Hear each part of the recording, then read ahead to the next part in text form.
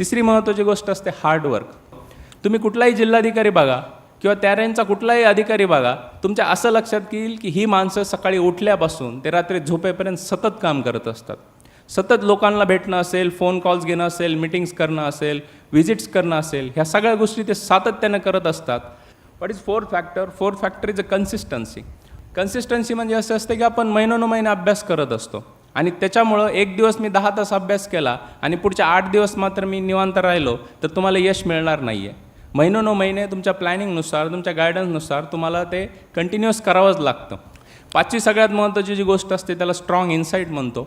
Strong insight म्हणजे ज्यावेळेस आपण प्रिपरेशन करत असतो, आपण ज्यावेळेस मार्गक्रमण करत असतो, अभ्यास करत असतो, त्यावेळेस आपण एक गोष्ट लक्षात घेतली पाहिजे की मी जे गोष्ट करतो आहे, मी जी पुस्तकं वाचतो आहे, मी जे व्हिडिओज पाहतो आहे, मी जे डिस्कशन्स करतो आहे, मी जे व्हिजिट्स करतो आहे, मी असे जे प्रोग्राम्स अटेंड्स करतो आहे, ह्या सर्वांमध्ये मी योग्य करतो आहे का? माझा वेळ तर वायाला जात नाही आहे, माझा टाईमपास तर होत नाही आहे, मी चुकीच्या मार्गाने तर जात नाही आहे. यासारख्या गोष्टींचं जे काउंटर चेकिंग मेकॅनिझम असतं ते तुमच्या बॅकग्राऊंडमध्ये कंटिन्युअस असलं पाहिजे. माझ्या 6 वर्षामध्ये मी या 5 गोष्टी शिकलो की ज्या UPSC आणि MPSC प्रिपरेशनमध्ये महत्त्वाच्या असतात.